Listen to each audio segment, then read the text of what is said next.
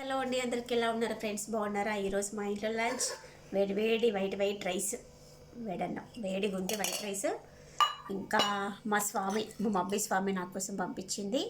ఇది సొరకాయ, చెట్టుది సొరకాయ, కొంచెం లైట్గా ఉంది కూర, సూపర్ టేస్ట్ ఉంది ఫ్రెండ్స్.